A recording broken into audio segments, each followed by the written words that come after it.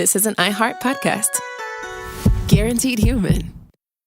Support for the show comes from Public, the investing platform for those who take it seriously. On Public, you can build a multi-asset portfolio of stocks, bonds, options, crypto, and now generated assets, which allow you to turn any idea into an investable index with AI. It all starts with your prompt. From renewable energy companies with high free cash flow to semiconductor suppliers growing revenue over 20% year over year, you can literally type any prompt and put the AI to work. It screens thousands of stocks, builds a one-of-a-kind index, and lets you backtest it against the S&P 500. Then you can invest in a few clicks. Generated assets are like ETFs with infinite possibilities, completely customizable and based on your thesis, not someone else's. Go to public.com/podcast and earn an uncapped 1% bonus when you transfer your portfolio. That's public.com/podcast. Paid for by Public Investing. Brokerage services by Open to the Public Investing Inc. Member FINRA and SIPC. Advisory services by Public Advisors LLC, SEC registered advisor. Generated assets is an interactive analysis tool. Output is for informational purposes only and is not an investment recommendation or advice. Complete disclosures available at public.com/disclosures. Sink into affordable luxury. Anabay is the only machine-washable sofa, inside and out. With stain-resistant slip covers and a cloud-like frame duvet, everything goes right in the wash. Plus, the modular design lets you change the look of your space anytime. Visit WashableSofas.com to upgrade your home. Shop up to 60% off site-wide, with sofas starting at just $699 and a 30-day money-back guarantee. Shop now at WashableSofas.com. Offers are subject to change, and certain restrictions may apply. There's a difference between liking a house and actually getting it. Redfin is built to make up that difference and close the gap between finding and owning the home for you. Redfin agents close twice as many deals as other agents. So when you find a home you love, you're not a step behind when it comes to making an offer. That means less watching great homes disappear and more focus on the one you'll call home. Redfin helps turn saved listings into real addresses. Get started at redfin.com. Own the dream. Hey, this is U.S. Olympic gold medalist Tara Davis-Woodhull. And I'm U.S. Paralympic gold medalist Hunter Woodhull. As athletes, our lives are about having a clear path. And a team that you can absolutely trust. So when it came to getting the best mortgage, we chose PennyMac. PennyMac is proud to be the official mortgage provider of Team USA and you. Learn more at pennymac.com. PennyMac Loan Services, LLC, Equal Housing Lender, NMLS ID 35953. Licensed by the Department of Financial Protection and Innovation under the California Residential Mortgage Lending Act. Conditions and restrictions may apply. What's again? L-Ronning my Hubbards. It's part 2 of the L-Ron Hubbard's death episodes. My guests, as with last time, Abe Epperson, Michael Swaim. None of you will have noticed the joke in that, but I pointed to the wrong person. It did not translate visually. Hilarious. Another thing that's not going to translate visually is me getting ready the next product I'm going to throw during this episode. Yes. I'm tired of the bagels. So Robert took out his big knife, and now he's stabbing the plastic of a many Kleenex boxes. He pulled one off. I'm going to be throwing Kleenex boxes, and I'm going to throw the first one. And it went to the window, right between us. Right between Went you. to the windows and to the walls. Yeah. And if you know the rest of that song, you know why we need so much Kleenex. Yes. We got a 10-pack. He's rocking a 10-pack of throwing It is a boxes. lot of Kleenex. That is a lot of Kleenex. I will throw all of them by the end of this episode. I thought you were going to open one of those bad boys and throw individual Kleenex, but that's not as impactful. That does not have the impact of throwing a whole box of Kleenex. Is it important to you that the box be filled with Kleenex, or could it just be a box with a similar weight? I think I'm just going to throw a lot of stuff over the course of the rest of my career. Understood. So I like tossing. I like throwing. Yeah. Both good things. Both fun. Get some salads in here for you. I would love to toss some salads. Hello, everyone on the early morning commute. Welcome to Robert and the Pig and the Other Pig. It's your Drive Time Zoo. You know what? I hate Drive Time Zoo shows. Number 2. Yeah! That was a good one. Sophie, who cleans up in here? Is it me? Oh, it's you. Oh, it's Sophie. Well, she's got a sad face. We've already established the joke, so this is going to keep happening. And there's no way to stop it. I can't. No way. Yeah. I can't over-exaggerate her lack of enthusiasm. So far, you picked pretty easy things to clean up. Yeah. When it evolves to throwing confetti. Oh, this She's Christmas, gonna have a I'm hard just going to time. throw ornaments. Yeah, right. Shatter them against the walls. Just push Glass pins. everywhere. Just push pins everywhere. Yeah. Push pins. Like a Home Alone that you bullets. have made. Just whatever. Just bullets. Just toss them. I'd think someone who's barefoot so much of the time wouldn't want to scatter pointy things around the ground, but okay. No, It's got those calluses. Yeah. It's fine. It's fine. You know what else is fine? L. Ron Hubbard's career I as disagree. a film director. I can't wait. This it's shit just is so fine. hype. Yeah. I might agree with that by the end. Oh, of course it's fine. I mean, now, Abe, you do quite a lot of directing on your own. Yes, so I sir. think you might pick up some tips and tricks. Oh, I'm gonna learn from the master. My next set. Oh, it's gonna be bad. Because this is a masterclass right this now. is a masterclass right now. Everyone who listens to this episode will be qualified to direct a Hollywood production. Yes. It just takes this much. The L. Ron Hubbard Film School. The L. Ron Hubbard Film hosted School. by Behind the Bastards. It really does only take that much if you also have millions and millions of dollars. Yeah. Like So, yes. literally infinite money. Yeah. Now, life on the run is not good for anyone's health. Despite his vast wealth and the opulent surroundings of the La Quinta Ranch where he hid out in Southern California, by early 1977, Hubbard's lifestyle was catching up with him again. Anne Rosenblum, who trained to be a messenger during this period, was horrified by his appearance when she first met him. Quote, "The first night I was there, I didn't talk to LRH since he was busy, but I saw him. He had long, reddish-gray hair down past his shoulders, rotting teeth, and a really fat gut. He didn't look anything like his pictures. The next day I met him, he was doing exercises in his courtyard and called me over. I was nervous meeting him. I was really surprised that I didn't feel this electric something or other that I was told happens when you are around him." So, these were in the last days before the FBI dragnet closed down around Mary Sue Hubbard and all of L. Ron's people with the Guardian's office. And Mary Sue became extra protective of her husband during this period. Her dogs, which were said to be clear, guarded him at all times. If they barked at you, it was a sign that you were secretly committing crimes against the Hubbards or had done so in a past life. Oh, that's not going to stoke his paranoia. Yeah. Anytime the dog barks, that mailman is an agent who opposes the church. What happens when the dog barks at him? Yeah. Or, shit. I don't think the dogs stay around if they bark at him. Yeah. Yeah. They just have new dogs on deck. That dog toy is a suppressive person. Who knew? Now, L. Ron continued to innovate his tech during this period. His main interest was the purification rundown, which he viewed as a cure for drug addiction. This was an evolution of Hubbard's GUK vitamin treatment, which we talked about during the first three-parter. Today, the purification rundown is a popular Scientology treatment that involves massive doses of vitamins in a sweat lodge. In Oklahoma, it killed 4 people over the course of 3 years. Hubbard developed this treatment based on what he believed were the effects of LSD on the body. According to Jim Kalki, one of Hubbard's longtime helpers, quote, "All the information came from one person who had taken LSD once. That was how he did his research." What's it like? It's pretty chill, dude. Yeah. All right, it's going in the book. This is my shit right here. Honestly, it was good. Now, Hubbard became convinced that the purification rundown was going to cure all of the world's drug addictions. He decided this achievement had clearly earned him a Nobel Prize, and he wrote out an order to his PR officer authorizing the expenditure of unlimited funds to win him the Nobel Prize he so clearly deserved. He didn't get a Nobel Prize. Oh, really? Turns out it's kind of hard to bribe those guys. No, you can't say that. It's canon.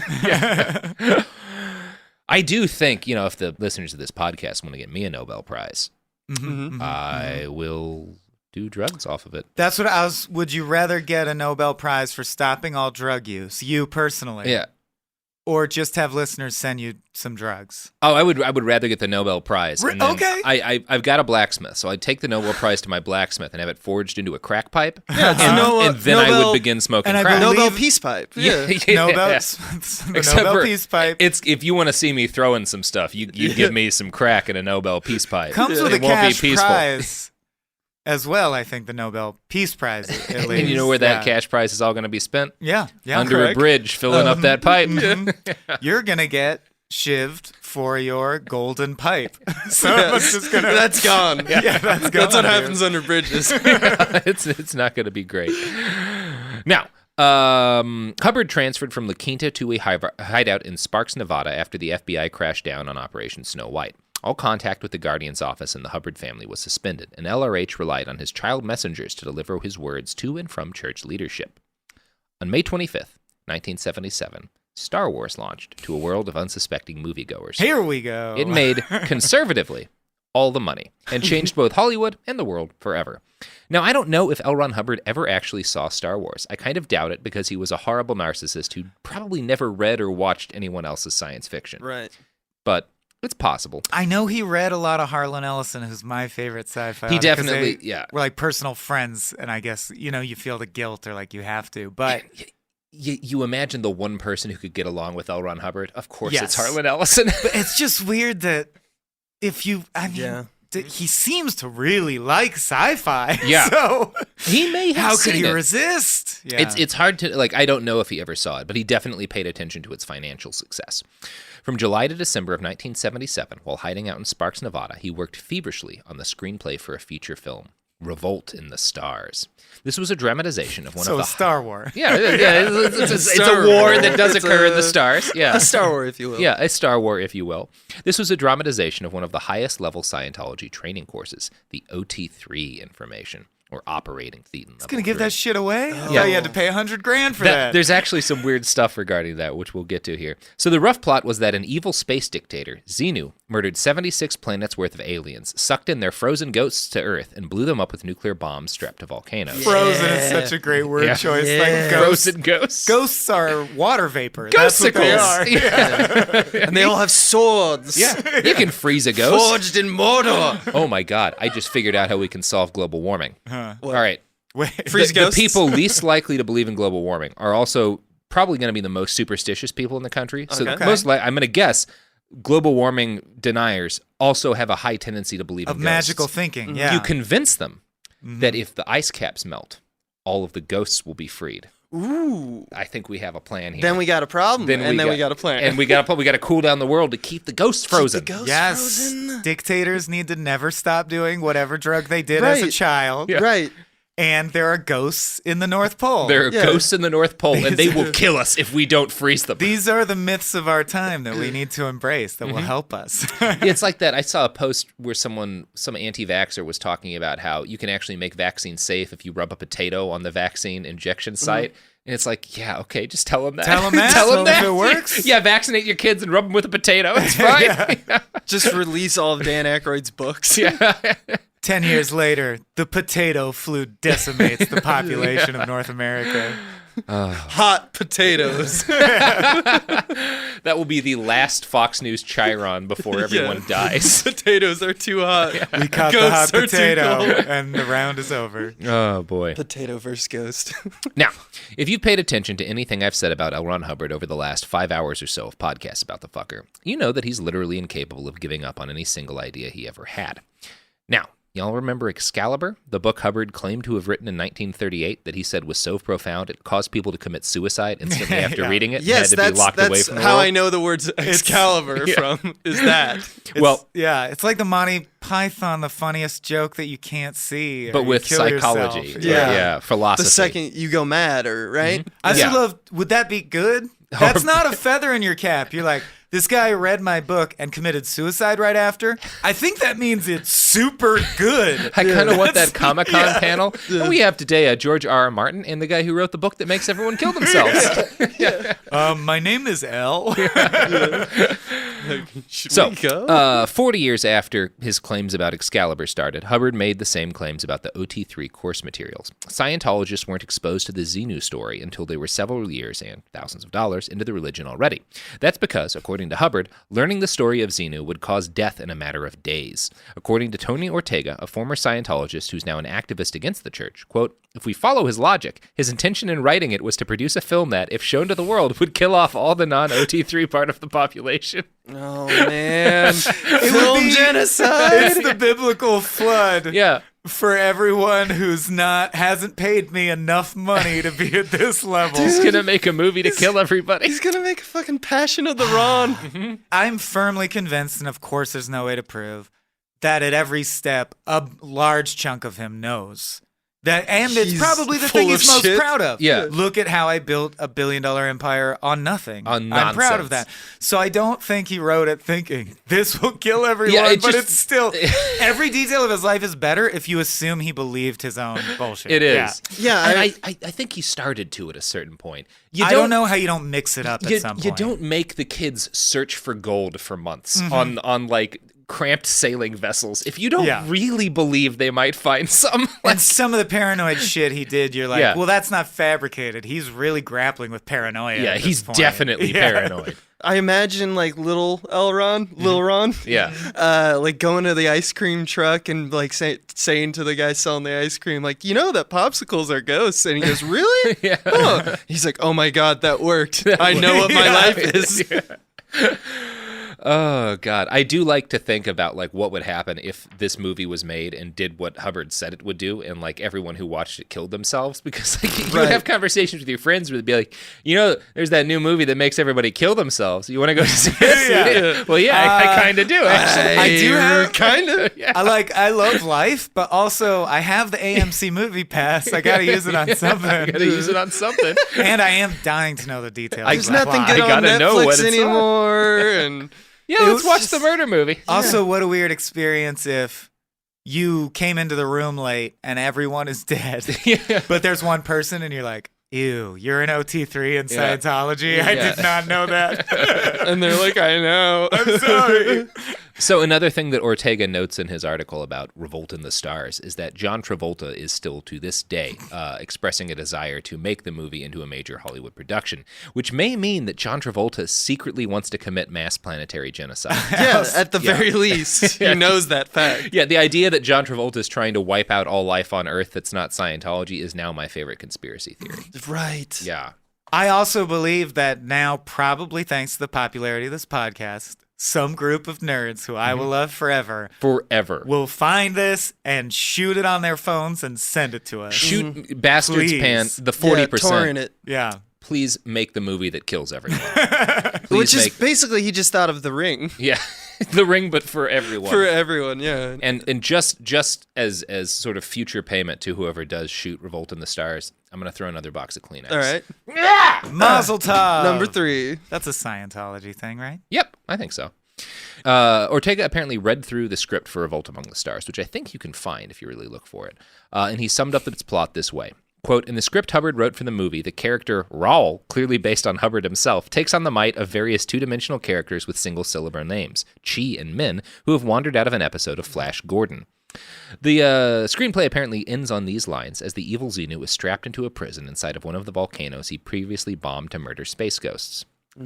Wetting his dry, cracked lips, Xenu looked up at the doctor, some terror showing in his glazed eyes. These devices keep one alive forever? Don't talk, snapped the doctor. A guard stepped forward. Don't talk to the prisoner! Despairing, Xenu rolled his eyes. How long is forever? No one answered. No one knew.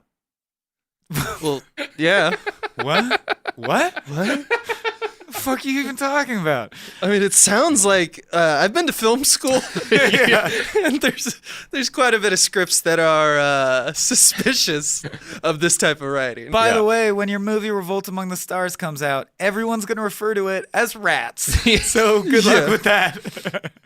Now, Hubbard's dream was to make the movie himself and add George Lucas to his list of accomplishments alongside aviation pioneer, treasure hunter, prophet, and surprisingly good at sex. This gradually expanded into a desire to add a whole film production wing to the Church of Scientology. The Cine Org.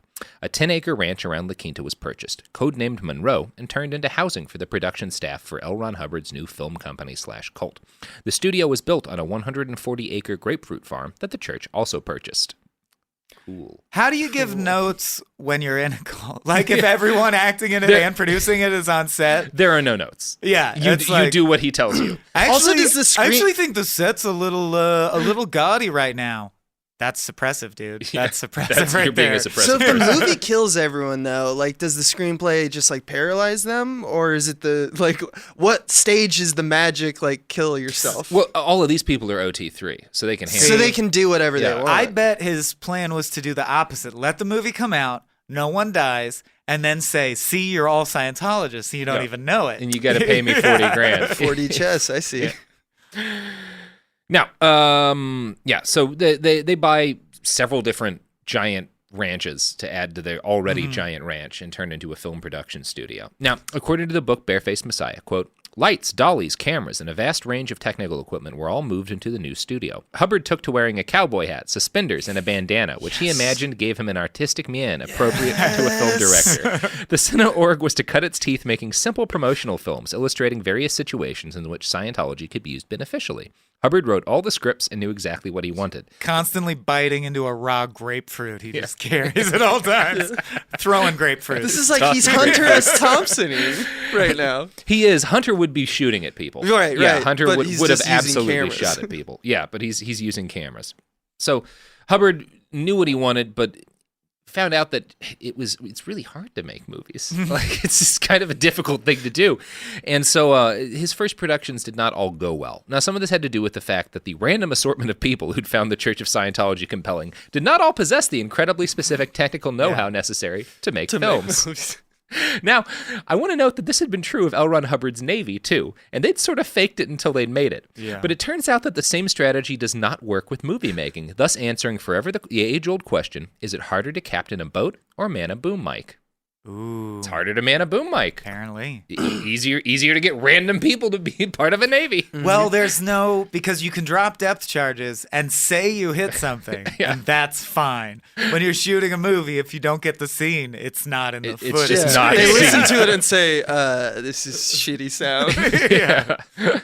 So, the church put out a call to any members of the faith who had even vaguely relevant experience in the film industry. The best they could do was Adele and Ernie Hartwell, championship ballroom dancers who had taken a few courses and were told that the Cine Org would be their path into the Scientology elite. They were not impressed upon their arrival to the Cine Org.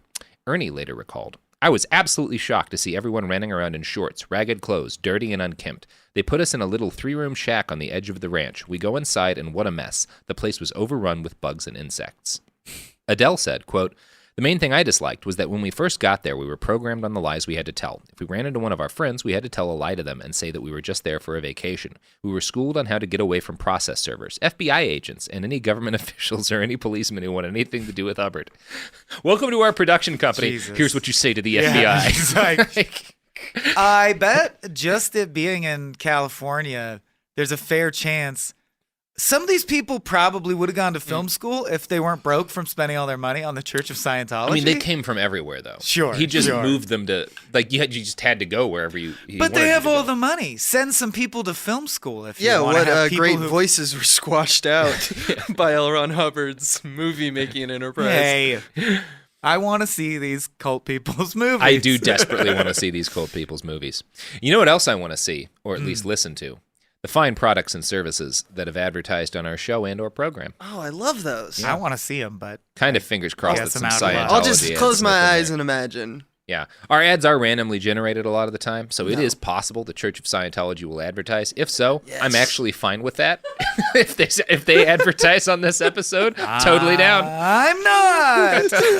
I'm okay with it. I don't know. If listening through all this, an ad for the Church of Scientology makes you decide, you know what? Yes. This is true. For me. You clicked on this and you're like, but the ad really resonated. Yeah. All right. Products! Support for the show comes from Public, the investing platform for those who take it seriously. On Public, you can build a multi-asset portfolio of stocks, bonds, options, crypto, and now generated assets, which allow you to turn any idea into an investable index with AI. It all starts with your prompt. From renewable energy companies with high free cash flow to semiconductor suppliers growing revenue over 20% year over year, you can literally type any prompt and put the AI to work. It screens thousands of stocks, builds a one-of-a-kind index, and lets you backtest it against the S&P 500. Then you can invest in a few clicks. Generated assets are like ETFs with infinite possibilities, completely customizable and based on your thesis, not someone else's. Go to public.com/podcast and earn an uncapped 1% bonus when you transfer your portfolio. That's public.com/podcast. Paid for by Public Investing. Brokerage services by Open to the Public Investing Inc. Member FINRA and SIPC. Advisory services by Public Advisors LLC, SEC registered advisor. Generated assets is an interactive analysis tool. Output is for informational purposes only and is not an investment recommendation or advice. Complete disclosures available at public.com/disclosures. Life gets messy. Spills, stains, pet accidents, and kid chaos. But with Anabay, cleaning up is easy. Our sofas are fully machine washable, inside and out, so you never have to stress about messes again. Made with liquid and stain-resistant fabrics, that means fewer stains and more peace of mind. Designed for real life, our sofas feature changeable fabric covers, allowing you to refresh your style anytime. Need flexibility? Our modular design lets you rearrange your sofa effortlessly. Perfect for cozy apartments or spacious homes. Plus, they're earth-friendly and built to last. That's why over 200,000 happy customers have made the switch. Upgrade your space today. Sofas start at just $699. Visit washablesofas.com now and bring home a sofa made for life. That's washablesofas.com. Offers are subject to change and certain restrictions may apply. Hey, this is U.S. Olympic gold medalist Tara Davis Woodhull. And I'm U.S. Paralympic gold medalist Hunter Woodhull. As athletes, our lives are about having a clear path. And a team that you can absolutely trust. So when it came to getting the best mortgage, we chose PennyMac. PennyMac is proud to be the official mortgage provider of Team USA and you. Learn more at pennymac.com. PennyMac Loan Services, LLC, Equal Housing Lender, NMLS ID 35953. Licensed by the Department of Financial Protection and Innovation under the California Residential Mortgage Lending Act. Conditions and restrictions may apply. Let's talk about modern home shopping. It's sort of become a fun side hobby, right? Scrolling listings at night, dreaming about kitchens you've never seen, or backyards you haven't even stepped foot in, all from the comfort of pretty much anywhere. Redfin knows a lot of people like you want to own, but are stuck in this browsing mode loop. That's where Redfin flips the script. With listings that update within minutes and tours you can book right from the Redfin app, you can see your dream home the moment it appears. Now, liking a listing is easy, but actually landing it, that's where Redfin comes in. Redfin has over 2,200 agents with local expertise. And Redfin agents close twice as many deals as other agents. That means they want to help you win, not just window shop. Redfin is built to help you go from just looking to wait, this could actually be home. So become the newest neighbor on the block. Visit redfin.com to start finding and start owning. That's redfin.com.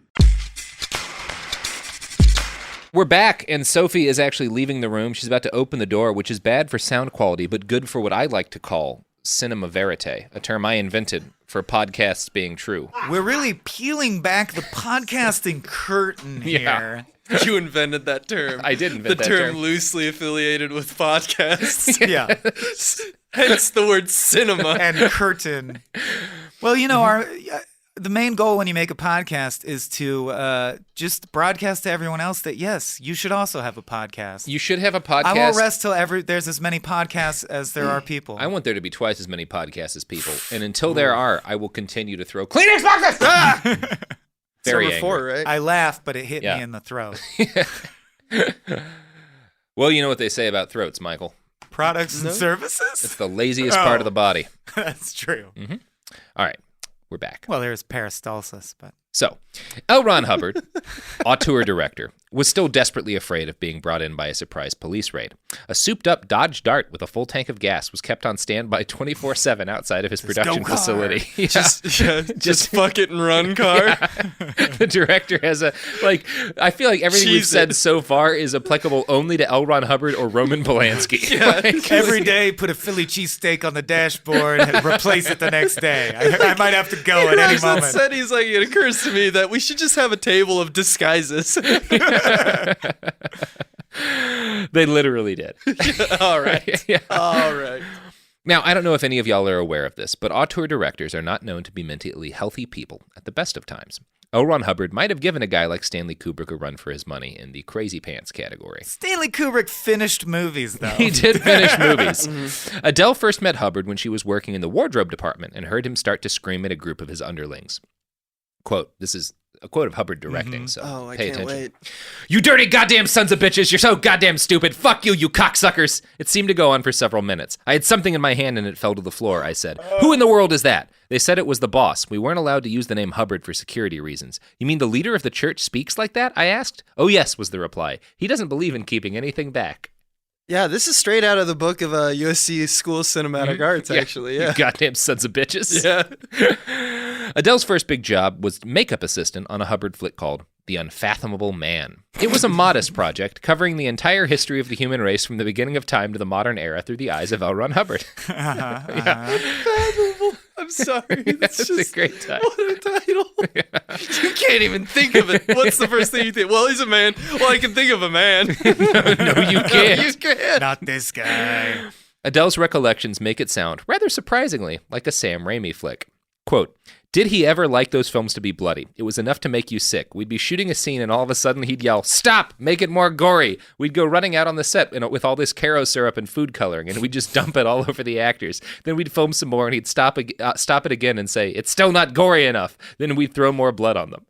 Well, he's competing with the Bible, so he's got to match every religion needs to match a certain level of gore just to keep our interest, I think. Just imagine him at Monitor, and when they nail how much blood, he's just Yes. This will bring Scientology to the masses. Okay, now pour some blood on me. Okay, now we can continue. Get the disguises. The movie included a scene where an FBI office was bombed. This was understandably L. Ron Hubbard's favorite part. He jerked off while directing that scene, I imagine. He grew a little over-enthusiastic and had so much blood dumped on his actors that their clothing stuck to their bodies and had to be cut off by the wardrobe people. Mm-hmm. Hubbard made up for his general lack of knowledge of how to make movies by being an incredibly persnickety asshole. According to Barefaced Messiah, quote, "When the Cine Org was shooting in the studio, all the sets had to be cleaned and scrubbed with special soap every morning before Hubbard arrived, and the messengers would go around with white gloves to assure it had been done properly. Hubbard had a director's chair that no one else was allowed to sit in, and as he was walking around the set, a messenger would follow close behind him, ready to put the chair underneath him if he chose to sit down. One unfortunate girl got the positioning wrong by a few inches, and as the Commodore sat down, he missed the chair and sprawled on the floor." Yes, it's a slapstick comedy. Until you learn that, like, she was swiftly beaten to death. Yeah, she was put in Scientology's prison. No, right. no. Yeah. Of course. Yeah. That's not real, is it? Yeah, it's real. Oh, yeah, Robert. She was tortured, yeah. And, you know, it's worth it if the work stands up to the test. That's why we have an Academy Award for cleanest set. That's very key to filmmaking. Wait, is it really? No, yeah. And all this smacks as Nobel Peace Prize material. Yeah, by I the just way. love that he's like, directing a movie. You keep the set clean, you place the chairs correctly, you have a lot of blood. Yeah. Movies! Now, the numerous stories that Hubbard tried to film all had grand narratives, usually starting at the very beginning of galactic history. One film, The Problems of Life, was about a young couple who felt their existence lacked meaning. They asked for advice from a psychiatrist who was played as a violently insane person. They next asked help from a scientist who was also violently insane. Then they found a Scientologist who was a perfect being of pure contentment. Kima Douglas, an artist and Scientologist who spent time with Hubbard during this period, noted, quote, "The trouble was that he wanted to make movies that would take over Hollywood, but they were terrible, really terrible. The crew would have to do scenes over and over again before he was satisfied. Occasionally, the day would end up with a fine, well done, everyone, but more often there were tantrums and he'd storm off the set screaming that it had better be right tomorrow." L. Ron Hubbard. Fix it. Fix it. We Do don't it know better. how to fix More it. blood. Or more beatings for you all. I've got to go have sex surprisingly adroitly. This better be a movie when I get back. That's right. All the while, as L. Ron Hubbard painstakingly acquired roughly the amount of expertise one would receive in the first semester of film school, he was raising money to make Revolt in the Stars a reality. He succeeded in putting together millions of dollars to make the film and funneled it through a production company called A Brilliant Film Company. Tragically, Hubbard was as bad at running a production company as he was at everything that wasn't infiltrating the federal government. A Brilliant Film Company went bankrupt, and Revolt in the Stars was never more than a few costumes and an unbelievably bad screenplay. I'd still pay a lot to see those I costumes. would still pay a lot to see those costumes. Someone's got those costumes, you know. Someone's got. They are like religious artifacts now. Yeah. Right. There's a Church of Science. Scientology where there's a case like you'd see at ArcLight, and Yeah. you're like, it's that thing we never made. It's that thing we There's couldn't make. and they all still have the blood on them, Yeah. and it's still unsure of whether or not it's the fake blood or the real blood from the beatings. And when they cut them out of the clothes. They just stabbed him. Yeah, you know there were some scissors accidents on set. In late 1978, a few days after Mary Sue Hubbard and 10 other top Scientologists were indicted for their rampant crimes, L. Ron Hubbard collapsed while filming a very stupid movie in 120-degree heat. He recovered, but it had become abundantly clear to everyone that the ranch in Southern California and the strenuous life of an auteur film director were not suited for the ailing old man. Now, during this time, L. Ron Hubbard continued to receive regular auditing sessions. His auditor was a fellow named Mayo, and Mayo grew increasingly unsettled about the revelations he received from the great prophet of Scientology as he recovered from heat stroke. Quote from Mayo. He revealed things about himself and his past which absolutely contradicted what we'd been told about him. He wasn't taking any great risk because I was a loyal and trusted subject and had a duty to keep such things confidential. It wasn't just what I discovered about his past. I didn't care where he was born or what he had done in the war. It didn't mean a thing to me. I wasn't a loyal Scientologist because he had an illustrious war record. What worried me is that when I saw things he did and heard statements he made that showed his intentions were different from what they appeared to be. When I was with him, messengers often arrived with suitcases full of money, wads of $100 bills, yet he had always said and written that he never received a penny from Scientology. He would ask to see it. The messenger would open the case and he'd gloat over it for a bit before it was put away in a safe in his bedroom. He didn't really spend much. I guess it was getaway money. I didn't mind the idea of him having money or being rich. I thought he had done tremendous wonders and should be well paid for it. But why did he have to lie about it? I slowly began to realize that he wasn't acting for the public good or for the benefit of mankind. It might have started out like that, but it was no longer so. One day we were all talking about the price of gold or something like that, and he said to me, very emphatically, that he was obsessed by an insatiable lust for money and power. I'll never forget it. Those were his exact words, an insatiable lust for money and power. I love Yep. gold. I love gold! Jesus. Yeah. Also, because if you're at that level where you're the boss's auditor, you must have already been exposed repeatedly to the fact that the purpose of auditing is not to keep it confidential. The purpose of auditing is to have dirt on people. Right. I don't know how this guy didn't walk away with a portion of the gold is what I'm getting at. He may have. Hey, guess what, boss? Yeah. I have a recording now, you idiot. Yeah. You dying old idiot. I think the guy you put in that job is the guy you know is never going to betray you. Right. Yeah. Yeah, and he didn't while Hubbard was alive. Eventually, it seems like he came clear. I'm But, sure it yeah. was a process, so all the pieces didn't align. But hearing this quote now, you're like, if you felt this way then, you could have walked away with a chunk of that gold, probably. You could have walked away with one of those suitcases of dirty $100 bills. Because if there's anything Hubbard's going to respond to, it's blackmail. I bet. Yeah. After a couple months of convalescence, Hubbard was healthy enough to get back to directing movies. Naturally, he made his auditor an actor. Quote, he walked around with an electric bullhorn, yelling orders through it even if the person was only a few feet away. The crew were in a constant state of fear. He'd say he wanted a certain set built and describe it. Everyone would work in a frenzied state to get it done, often through the night, not stopping for meals, and praying it would be right and that they would not get into trouble. When he arrived to begin shooting, he invariably decided he didn't like it. It had been altered. He wanted it blue, not green. Some of the crew would be sent to RPF, Scientology prison, and others would be sent running around trying to find some blue paint. Then he'd want to know why it was blue and not yellow. Have you seen the the Star Wars documentary? Yes. Empire Dreams, where he can't pronounce his own Gungans. Gungans. Yeah.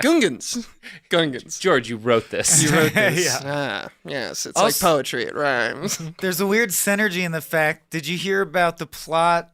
Lucas released details of the plot he was going to do if he had done 7, 8, and 9, and it involved tiny creatures that live in your blood called the Wills. He loves tiny creatures living in your Tiny blood. little I magic know. bugs. It's Thetans, dude. Yeah. It would like They are the same. Lucas, now that he is officially, I guess, traded Star Wars to, quote, white slavers. Not totally inaccurate as a description No, of the no. Disney Corporation. It doesn't mean that one of them is on the right I just side. Yeah. think for the good of everyone, he may as well buckle down and make Revolt Among the Stars. Oh, I think Lucas is absolutely. the man to do it. He is. Yeah. He's the only man to do it. He's the only man to finally make Revolt Among the Stars a Yeah. reality. I'm holding Chekhov's Kleenex box in my Yeah, hand right. to I'm illustrate getting another ready. point about filmmaking, which is that you should always throw Kleenex at the walls. It's like it's like a bullhorn. As Chekhov's tools go, that one didn't like stretch the tension out, but sure. It did not. It did not. I didn't go to film school. Yeah. Just you like, got to do much it in like the L. first Ron act. Hubbard. Don't let that stop you. Yeah, exactly. We got 5 more of these Kleenexes that I got to toss, and I'm starting to realize I may not have that much anger. So some of these tosses are going to be less impactful than the others. It's all right. Just where we are right now. Can't not toss them. I promise. They can be sad Kleenex. Tossing boxes. Sad Kleenex. All right, let's get back to the thing. Here's Mayo again talking about L. Ron Hubbard as a director and being an actor under him. Quote, when I was trying to be an actor, I'd have to do the same line over and over again. It was never right. It was too loud, too quiet, too intense, not intense enough. Then he'd scream, why aren't you doing it enthusiastically? He'd end up stamping off, screaming that it was all impossible and that no one would do what he said. One of the main reasons why he got sick, I think, was that he had so many failures and so much frustration and upset over the movies. Everyone was tiptoeing around waiting for explosions. So, yeah, because this man is someone who just tells people how he wants the world to be, and it just happens. And in filmmaking, they have to, like, create it for themselves. They have to act. It's the one thing, like, he gets through his whole life doing that, basically. Right. And it works with his private navy. But it can't work with filmmaking, which You is can't fascinating force to the me. audience to think the movie's entertaining. Yeah. You have to make an entertaining movie. Yeah. Yeah. Nor can you get the thing that's in your head absolutely perfect every time, like by every performer. So But also as an actor, I mean, come off it, Mayo. I had to say the line a bunch of times. That's the process of acting for film. You get the feeling, though, that it was like literally for days at a time sometimes. Yes. And it was like he would just say more enthusiastically, less. Like he doesn't know how to direct you. Like he's not sitting down like look, let me walk you through your motivation here. You have to understand why it's wrong. He was just shouting, no, it's not right. As an example, a very basic rule of directing is it's widely frowned upon to just say, do this emotion. Like, that's the most basic directing rule. Right. So, I also love that his notes are basically, go in a direction, go in the opposite direction. Like, these ambiguous definitions of what he wants. That sounds real clear to me. That sounds like a guy with vision. If only he had been a YouTube personality and just said, fuck it. I will be all the parts, and I will shoot this in my room. He would be a huge hit on YouTube. Oh my God! If he were alive and younger today, for sure, that would be. He would own that place. He would be one of those channels you end up on when you're 3 clicks away from a decent, good, God-fearing video, and he would be convincing. To watch. I'm just gonna guess here, convincing millions that the Holocaust didn't happen. Yeah, you see that kind of cultism and tribalism in like Twitch streamers and stuff. It's pretty. Oh, he would real. be so good at Twitch. He would Twitch it up. He would be incredible. Yeah. Now, I do want to note as we get to this point that I think the story, like the fact that L. Ron Hubbard finally failed when he tried to stumble into filmmaking, is proof of something important, which is that the U.S. Navy and all navies are a bunch of pansy waste little wuss factories. And Hollywood is where shit really gets done. Yeah. So suck on it, fucking aircraft carrier wimps. We got our prop guns. We're pretty close. Right at you. We're pretty close to the ocean right now, so I'm a little nervous. Yeah. What are they going to do? They can't make a movie. That's what this proves. Well, we've also infiltrated the Coast Guard, much like L. Ron Hubbard. So take it, Coast Guard. Fucking movies is what's hard. Yeah, that's the real. that's the message here. Not these people have their cushy wars. Yeah, they're easy jobs on submarines. Right. What's hard is movies. Yeah. Well, that's what we can all agree is what we do is the most important, the most important and the most difficult job. Mm-hmm. I would like to see anyone in the goddamn Navy toss a fucking Kleenex box. See, I expected you to grab that Kleenex box and you grab that one. So now you have to go to jail. Like that's how this works. Jail. Fun fact, all of Hollywood's like dolly industry, the things that move cameras in space kind of thing, that was all adopted from Navy technology for putting bombs into planes. We've been reverse infiltrated by some Navy Son of a PR bitch. mouthpiece. The Navy? You're in the pocket of Big Navy, aren't you, Abe? I am. Big Navy, crucially different from Old Navy. Yes. New Navy. Sorry, Navy. I'm not really that sorry. It's fine. You got boats. You're fine. Now, eventually the stress of running the Senate org and dealing with the brutal California desert climate, as well as his growing fear that the FBI was closing in on him, forced L. Ron Hubbard to make what would become his very last move to a tiny farming town called Hemet, California. Oh, boy. I spent lots of time in Hemet. Oh, yeah. Got a nice little lake. Why? Camping. Yeah. Well. Around Hemet area. I love camping. Mm-hmm. And you know what else I love? No. Products. Oh. Services. Every time. Just those two things. So no other room for love in my life. Oh, boy. Just product and services. As a comedian, the rule of 3 is not being fulfilled is going to just kill me this whole break. Yeah. Well, too bad. I couldn't Not gonna think help of a you third. Condiments? I hope by chance you get a condiment. I hope it's a condiment ad too. You get Goobers, an ad for Goobers peanut butter and jelly in one jar. Condiments!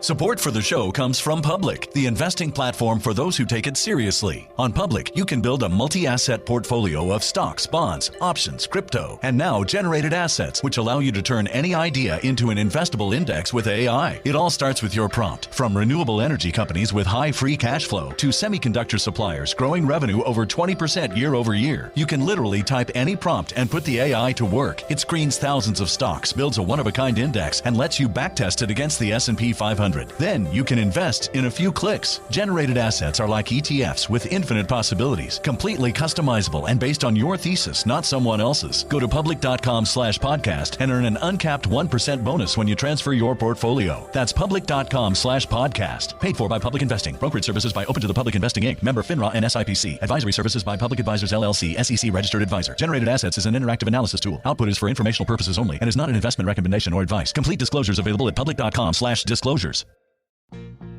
Life gets messy. Spills, stains, pet accidents, and kid chaos. But with Anabay, cleaning up is easy. Our sofas are fully machine washable, inside and out, so you never have to stress about messes again. Made with liquid and stain-resistant fabrics, that means fewer stains and more peace of mind.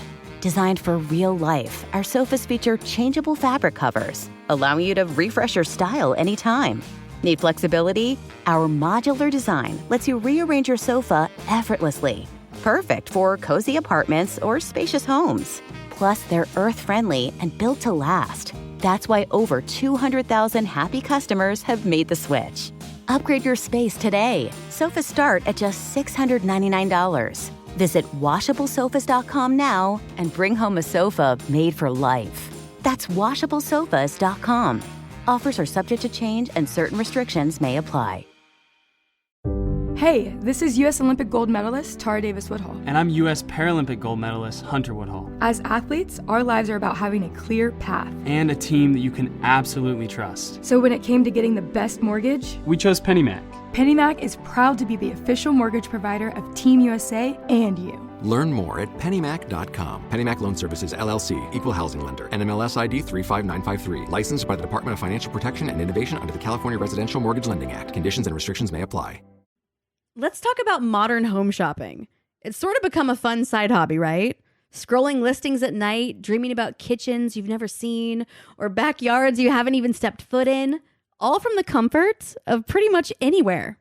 Redfin knows a lot of people like you want to own, but are stuck in this browsing mode loop. That's where Redfin flips the script. With listings that update within minutes and tours you can book right from the Redfin app, you can see your dream home the moment it appears. Now, liking a listing is easy, but actually landing it, that's where Redfin comes in. Redfin has over 2,200 agents with local expertise. And Redfin agents close twice as many deals as other agents. That means they want to help you win, not just window shop. Redfin is built to help you go from just looking to wait, this could actually be home. So become the newest neighbor on the block. Visit redfin.com to start finding and start owning. That's redfin.com. We're back! So, L. Ron Hubbard moved to Hemet, California in secret. His location was known only to a handful of people within the church. For the next 6 years, the number of people Hubbard interacted with regularly wouldn't be enough to make up 2 full baseball teams, or basketball teams, whichever one's smaller. I think it's 5 people on basketball, right? Well, there's on the court. That's on the court. There's more people in baseball teams. There's more people in baseball teams. That's also way more people than I know. Yeah, exactly. Curling team, I think. A curling team. Yeah. Now, this life of seclusion and hiding out from justice suited Ron well. According to Barefaced Messiah, quote, although he occasionally threw his food across the room when he believed the cook was trying to poison him, by and large he was better tempered than he had been when he was trying to make movies. He usually got up about midday, audited himself for an hour, and then dealt with whatever correspondence the messengers had decided he should see. In the afternoons, he devoted several hours to taping lectures and mixing suitable background music. In the evenings, he watched television and reminisced to a small but always attentive audience. Did you say mixing? Aww. Yeah. So he spent all day making playlists and mixtapes? Yeah. He probably would have edited his own podcast. That's a good, like harmless old man thing to do. That's fine. It's like a cute Messiah, you know? It's better than torturing people in your prison when they don't act right. So filmmaking was that's really what cracked the chestnut there. It really opened him up to, you know what, I'm just going to chill out. Mm-hmm. I also can't believe he doesn't have someone tasting his food ahead of time at this point. I just assumed he'd have the whole royal, groom of the stool to wipe his ass, royal food taster to keep the poison out. Right. I want to know what tips him off. Yeah, but if he's got a royal food taster, he doesn't get to throw his food across the room. Well, he could. As I've you proved could just with have these a Kleenex throwing boxes. food. Like you have Kleenex boxes. Well, I do have tossing food. Yeah, you make a plate for yourself and a plate to toss. I throw food at Sophie when things aren't the way that I want. Robert is filling a Kleenex box with food. He's just shoving it full of food.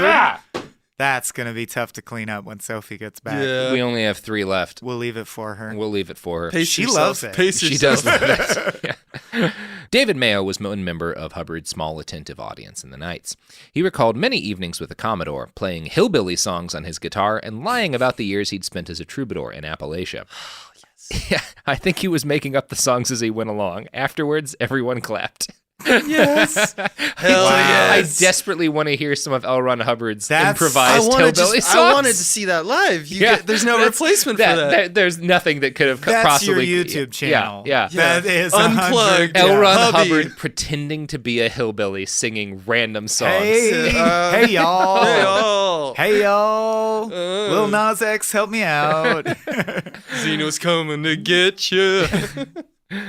On the days when he went into town, Hubbard would wear a variety of absurd disguises. A baseball cap with fake hair sewn onto it, stage makeup to alter the shape of his face, false eyebrows and sideburns. Hubbard was convinced he looked like a local. No one else thought this. Thankfully, the internet did not exist, and so no one in Hemet recognized him either. For 6 years, Hubbard's location was kept perfectly secret from the law, the government, and even his own wife and children. Gradually, he pared down the number of Scientologists allowed to be around him. David Miscavige, his former messenger and also at one point a cameraman, was often the only person in direct contact with L. Ron Hubbard. Do you know if he worked on the movies? Oh, yeah, that's what he was doing. He Good. Was, yeah. Okay. That's part of why... Bring in the guy who knows anything. Yeah. Yeah. I need cameramen. Hey, guy who used to be like a production messenger. assistant. Now you're a boy. cameraman. Yeah. Later, if you could beat some other guys up in a room, I guess you can have this. Yeah. Isn't that what happened with Real rags Muscovich? to riches We'll talk about story. Muscovich later. He needs his own episode. He needs his own 3-parter, probably, to be honest. Now, Hubbard did continue sending letters to David Mayo, his beloved auditor. Mayo recalls these letters growing more and more unhinged as the months turned into years of isolation. Quote, in the first paragraph of one letter, he said something like, "You might think I've gone crazy, but I'm still okay. Just believe what I say is true." I remember thinking, God, whatever's coming must be pretty weird. They called me mad. It said on the outside of the envelope. Here we That's go. when I got worried. It was real demented stuff, berating psychiatrists and claiming they were the root of all evil, not just on this planet, but since time immemorial. He had figured out that back at the beginning of the universe, psychiatrists created evil on a particular star system. When I read through it, I thought, my God, he is crazy. He can exhort me to think he's not crazy, but this letter belies it. Oh, I thought you were going to end with What a classy way to say shit is crazy, This is dude. fucking nuts. I thought you were going to go with this is kind of crazy because who made the scientists? Yeah. Psychiatrists invented evil in the beginning of time. It's always got to be the beginning of time. I wish we could know the origin of that. Yeah. I feel like he must have at some point in his life had one therapy session where he went, yeah, I'm a little blue. And they were like, you're a piece of shit. And he was like, well, I hate this. I hate psychiatry. Like, who hurt you, little Elrond? I will say that his hatred of psychiatrists is more proof that, as a man, even though he didn't spend that much time here, he was the living embodiment of Los Angeles. Sure, this city in a single man. Out of touch with all realities. Yeah. Completely in space. Very hungry for power. Yeah. And kind of a terrible place to live. It's so specific and consistent. Like, it rubbed off on Tom Cruise. He did that appearance where he famously was psychiatry is evil. Mm-hmm. It's such a core tenet, and I don't know of any other religion that's like, also, the Lord saith, screw chiropractors. We hate them. It's so. Oh no, Buddhism's really anti-chiropractic. Really? It's like that's a hard line. That poem Ozymandias, where it's because Los Angeles itself is kind of a testament to that. They're like, let's make a metropolis where in the desert. Yeah, and let's where put you don't make 20 million people there. Yeah. How do we plan for this? Don't plan. We'll make it up as we go. No planning. Okay, but we should at least have a network of trams and trolleys. And no. How do we? One car for every person. Okay, so how do we get water? We just steal it from this other state. Yeah. Let's take it from North people. Now everyone in the town's feeling alienated and isolated by the plight of modern man. Well, they should pay us. Because we can fix that. Yeah. we cures what ails you. Yeah. Now, by 1982, Lafayette Run Hubbard's letters to David Mayo revealed a growing obsession with death. The Commodore was 71 years old, in poor health, and as crazy as a bat on acid. Hubbard was still canny enough to know that he had exactly one great achievement left in him. L. Ron Hubbard was going to write the greatest science fiction series of all time. The first entry in the new saga would be Battlefield Earth. Hell yeah. A saga of the year 3000. Starring Baby Pepper. Cut to him typing Firefly pilot. Like, what? What are you telling me? That's right why there's now? only one season. Exactly. Yeah. Hubbard had not published a sci-fi story in more than 30 years at that point. Battlefield Earth was a sprawling 800-page epic. He declared it the longest science fiction book ever written, which might actually have been true at the time. I really have no idea. Who cares? Yeah. What is that as a thing? That's not a determiner There's the of most quality. of it. That is believable, though, because one thing L. Ron Hubbard can do is write incredibly long books and never edit them. Not for a second. This is his Finnegan's Wake. Yeah. Yeah. And as a sci-fi short story buff, just for the record, all of his short stories are mediocre. Yeah. Like he wasn't an amazing sci-fi short story He was writer. an adequate short story yeah, writer. adequate. Some are in adequate. an age in which you'd buy a book that had 40 of them for a penny. And that's what entertainment was. Yeah. He was like a mediocre Netflix series that you put, like, that's what his science fiction was. Because, like, those little, like, magazines that would be full of stories were like Netflix. Some of them, you get some Arthur C. Clarke's, and it's like BoJack Horseman or whatever, and it's brilliant. And a lot of them are L. Ron Hubbard, which is like, the cake-topping show or whatever. They were almost always like Flash Gordon. Like, he never had a grand sci-fi concept. He put a cowboy in space and had him do cool shit. Yeah. This is heresy. Yeah. Oh. I've turned. I looked out the window and I've gone clear. Don't say that about L. Ron Hubby. Oh, L. Ron. So, the plot of Battlefield Earth was as dumb as it was shitty. Johnny Good Boy Tyler, the protagonist, was one of the last human beings on Earth after an alien invasion destroyed civilization. In the 1,000 years since, mankind regressed to a feral Stone Age level of development, while the evil aliens who now ruled the world mined it for its resources. Hubbard's ego demanded that Battlefield Earth be an instant hit. Thankfully, he had the resources of one of the world's wealthiest cults at his beck and call. The Church of Scientology bought 50,000 copies of the book at launch and also poured millions into a PR campaign aimed at making it go viral. Scientologists were ordered to buy 2 or 3 copies each at minimum. Battlefield Earth was just the prelude to Mission Earth, a 1.2 million word epic Hubbard intended to release in 10 parts. Yeah, 1.2 million words. And that has been written? Oh, yeah. Okay, I was like, was he like pointing at the stands calling his shot? Like, yeah. The sequel, by the way, 1.2 million words. He did that and then wrote it. And then did it. Yeah, like for some reference, I think Lord of the Rings trilogy off the top of that has about 400,000 words total, somewhere in that ballpark. 3 Lords of the Rings. 3 Lord of the Rings and trilogies. You mean the entirety of the Lord? So 3 Lord of the Rings trilogies. Yeah. Wow. Yeah, we never think about how much goddamn time this guy spent in front of a typewriter. He that's one thing that is not a lie. He did right. He wrote like fucking crazy. Yeah. At the end, it just says "Screw Flanders" over and over. So, Hubbard actually wrote this monstrosity, or at least dictated it to someone else. We don't really know. But tragically, he did not live to see it released in its entirety. On January 19th, 1986, L. Ron Hubbard sent out his last command, Flag Order number 3879, the Sea Org and its future. In this order, the Commodore promoted himself to Admiral, published a glossy photo of himself in a new uniform, and, about 5 days later, died. He did not die alone, but he was not surrounded by his friends or family either. His doctor and lawyer were the only ones present. Everything about his death was handled with the utmost secrecy, but the church could not stop the coroner from looking at the body. The inquest found a bandage on his right butt cheek covering 10 fresh needle marks. It also found traces of hydroxine in his blood. The drug is most often prescribed as an anti-anxiety and anti-neurotic medication. In other words, a psychiatric medication. The church steadfastly rejected the idea that L. Ron Hubbard had died with psychiatric medicine in his system. They claimed that he took the medication as an antihistamine, which...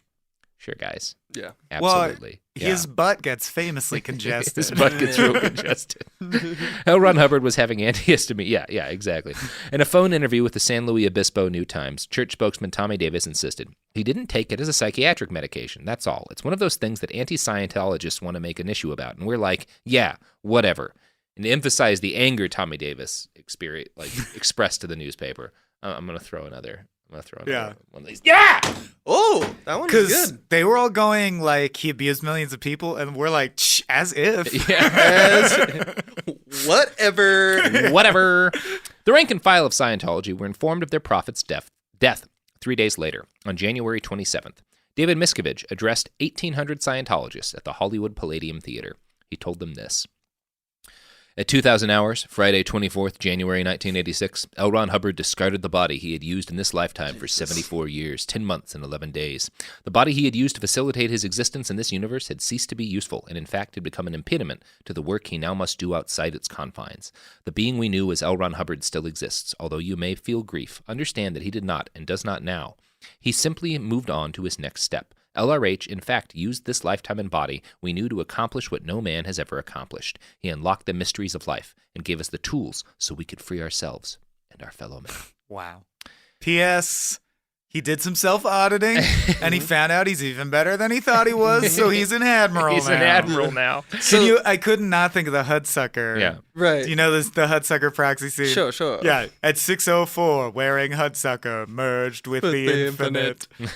That is a punch-up. He should have said merged with the infinite. Well, he did leave us with a little bit of a eulogy to himself. Because, of course... It can't be finished with it. Yeah, L. Ron Hubbard wasn't going to let someone else get the last word. He wrote all the things. There's nothing he couldn't have written that wasn't written. And the elegy he chose was a song called Thank You for Listening from an album of Scientology songs titled The Road to Freedom. Are we going to listen to it? Yeah. We are going to hear L. Ron Hubbard himself sing a motherfucking song. Oh, dude, please don't tell me he can fuck and has a voice like an angel. I hope this is a bop, dude. I hope this is a bop. All right, friends. Without further ado, the voice of L. Ron Hubbard. The Boss! Yeah! Music's original The Boss! Everybody? Yeah. Nice bridge. Bringing us in. Good job. Oh, goddamn. Thank you for listening. Fuck yes! Yes, I write just for you, but others hearing this may find things they would argue. It's the voice of like a dinosaur in a children's cartoon. I do not sing what I believe. I only give them fact. If they believe quite otherwise, it still will have impact. You can hit the bass tone. Yeah! I love this song! Yeah! Except if you listen to the lyrics, they're bad shit insane. Of course they are. I'm gonna toss a Kleenex box. Yeah! Hit the roof! There are also no real instruments on this song. This is like not a one. Karaoke band. Imagine all of them listening to this at a funeral.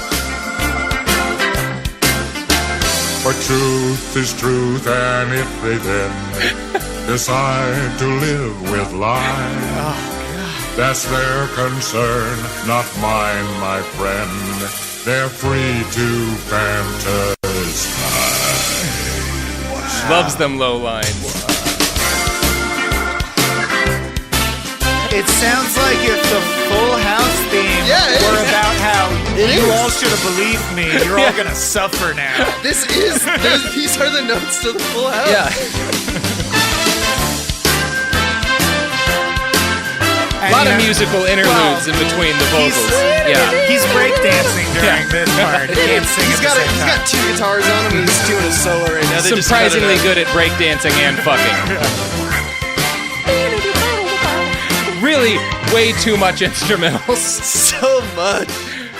Okay. Now, so that we can't get in trouble with copyright concerns, let's discuss linguistically, lyrically, musically, because you're both musicians, right? Yes. Yeah. You're a rapist. Too much less. Oh, that's true. Yeah, that's you're true. a rapist, and you're part of Cody's band, right? Yeah. I consider it Cody's band, but I don't know that it is. It's more like guys just showing up and which makes you as qualified as L. Ron Hubbard to talk about music. Exactly. Well, I've always wanted to analyze put this on the public record.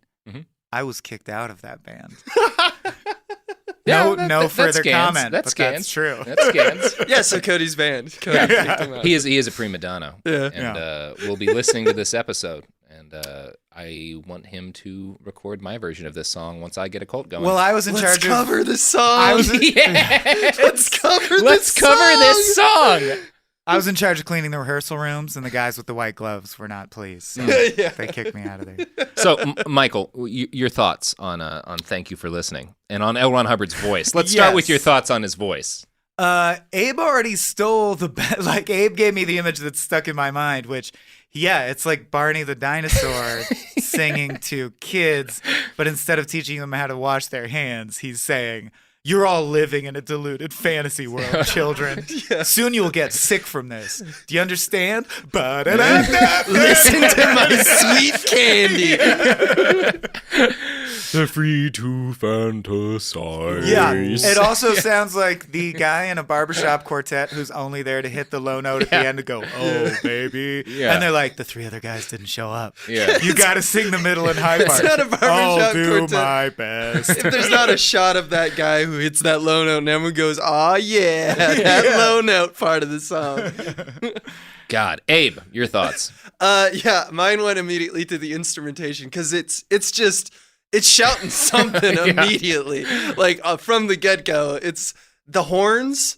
Like you were saying, Michael, they're like clearly fake horns. Like someone got like my brother's Casio and is doing like French horn on it. I bet they somehow fucked that up though. I bet they actually recorded because he had money, right? He had so much money. So I've never heard a recording that probably was recorded on actual instruments. And because they're so bad at recording, like they're bad at filmmaking, they're very similar. Yeah. It sounds like a MIDI version. And you know how I like MIDIs, Michael. Yes. MIDIs are my favorite. The Boys Are Back in Town is your favorite track. That's my. It's better than the original, the MIDI versions. But I wish or maybe it was. I mean, if this was studio musicians he hired, what a great thing to be on a fly on the wall for. He clearly could have afforded it. I feel like he didn't just because he was so scared that everyone was trying to murder him or secretly the FBI, which is why he didn't just like hire a real production company to make his movie. It had to all be done in-house by Scientologists. And AR-15 can fit in a guitar case, so he's like, no musicians, no. Yeah, exactly. There's so many moments in this journey that we've been taking where it's just I want to know what that guy who was just told, all right, so you have to learn how microphones work. And he's like, my last job was I worked at McDonald's. Yeah. You know, like I have in a lot of cases, I was a heart surgeon. Like this is not at all my area. Right. I have no clue how to do this. Well, it's going to have to be perfect or what? He'll beat you. Yeah. You'll wind up in the torture prison we have. I guess I signed up and gave money for this. I do feel like killing myself after listening to it. That must mean it's the best song. It must be. It's the best it's ever the song version of Excalibur. Yeah. It's so weird to me that a guy who could manipulate the emotions of millions of people and strike at something core in us, which is just, like the hook to Scientology is, your life is a mess, and they offer enough that seems believable at the base level that it hooks millions of people in, and yet he doesn't understand tone at all. Like, it's the bizarre. The lyrics are ominous, and the music is like, Scientology is the soda that will finally refresh you, unlike all other sodas. He doesn't get how to manipulate people's emotions, and yet he does. Obviously, Obviously, he gets it. Yeah. I did want to point out that he was only pitchy. He was pitchy a lot less than I expected. Yeah, he was pitchy maybe once or twice. He flubbed a note, but I mean, he's got mediocre pipes. Is what I'm saying. Thoroughly mediocre pipes. Yeah. The main thing that made it sound bad, I thought, was that he cut every word. It sounds like the melody line's falling down the stairs. I know exactly what that is. It's called a noise gate, and they probably had it set too high. And it just because they don't know what's going on. Right. So they just anytime the microphone is like, oh, there's no signal, it just there's no tail. Yeah, it's a bunch of lawyers and spies trying to work audio equipment. Also, if the noise gate was off on this track between every line, you'd hear him go. When he breathes in as a 71-year-old crypt keeper. Gasping on one last breath of air because any moment is the final one. Call me the Commodore.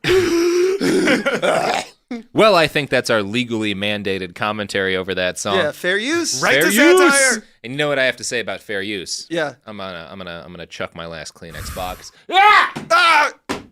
That's number 10, baby. Skyward. Well, the floor is covered in throw-in bagels and throw-in boxes of Kleenex, a couple of torn up pieces of earlier scripts that I read earlier. What fun. I dropped the top of my water bottle on the ground. I wanted to help out. Thank you. We always leave it a mess because I'm a problem, like L. Ron Hubbard. And once this show takes off enough, I will absolutely buy a compound in Southern California and force people to make movies. Well, yeah. I assume I'll be your lead movie maker guy. No. Oh, no, I have You'll to be a piloting surgeon. boats. Yeah, okay. The Navy guys I bring into the cult, they'll be making the movies. I assume you started this show to have a big track record, educate everyone on people way worse than stuff you plan to do later. So they know it's not so bad. Or I might try to take it to the nth level. No way to Sure. know. I didn't finish Wild Wild Country, but I'm on board with creating a cult city in the middle of nowhere. I really want to see what your Battlefield Earth is. Oh, yeah. I want to know what you think happened right at the beginning of the universe. I wish and we how could- it relates to you. Still psychiatrists. Yes, Yeah. still psychiatrists. I wish we could get cults to just assemble, make a movie based on their beliefs, and then disassemble. Yeah. I want to see all of them. I wish all movies were made by cults. In a Yes, way, they are. In a way, it is propaganda. All of it. Yeah. Oh, that's what Orwell would have said. It's true. Yeah. Including this.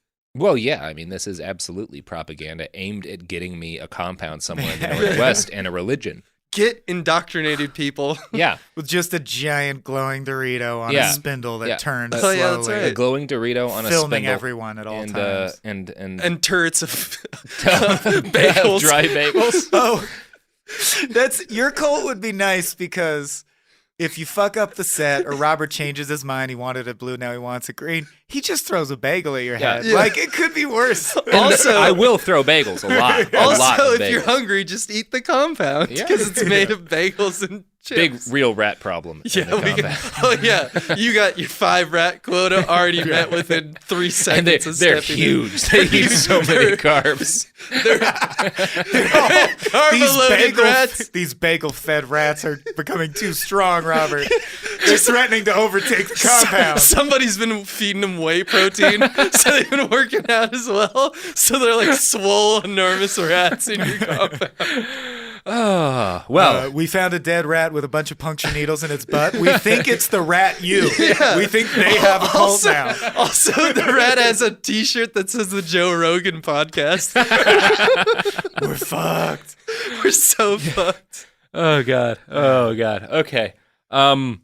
Pluggables. Yeah, we both he and I, Michael Swaim and Abe Epperson, we have a little thing called Small Beans, which you can see on Patreon. We do videos and podcasts ourselves, and there's a bunch of other great podcasts on that network. You can access it by going to patreon.com/smallbeans.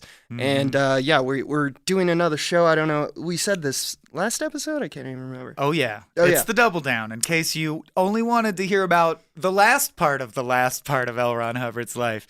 Yeah, we're launching a new show called Off Hours that is going to be basically the whole production team are people who used to work at a site called Cracked. And now, what was that? Was that a site? It was a napkin fulfillment site. You know, they would refill all the paper towels and soap dispensers. But they also ran a web series. And similarly, a lot of people who worked on that show are now working on our new show called Off Hours, which will involve 4 friends sitting around talking about pop culture. Well, that sounds legally distinct. Legally distinct and a good antidote for Behind the Bastards if it gets you down. Come listen to some mindless bullshit that we won't find out for 20 years was actually evil. Yeah. When your cult gets going. Exactly. Yeah, let's get that cultural dipstick going. Everybody build a cult. All right. We for sure are. We for sure that are. shut us up. Yeah, we're like, everybody build a cult. Okay, I'm leaving. Yeah. Well, this has been Behind the Bastards. I've been Robert Evans. My Twitter, Instagram, @BastardsPod, website, BehindTheBastards.com, T-shirts, TeePublic. I have another podcast. It could happen here. It's sad. Goodbye.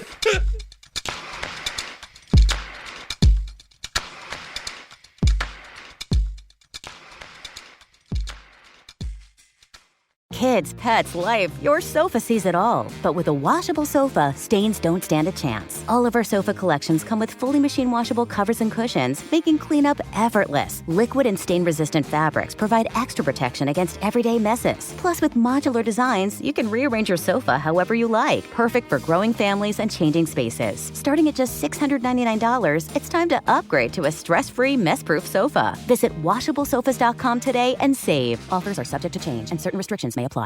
There's a difference between liking a house and actually getting it. Redfin is built to make up that difference and close the gap between finding and owning the home for you. Redfin agents close twice as many deals as other agents. So when you find a home you love, you're not a step behind when it comes to making an offer. That means less watching great homes disappear and more focus on the one you'll call home. Redfin helps turn saved listings into real addresses. Get started at redfin.com. Own the dream.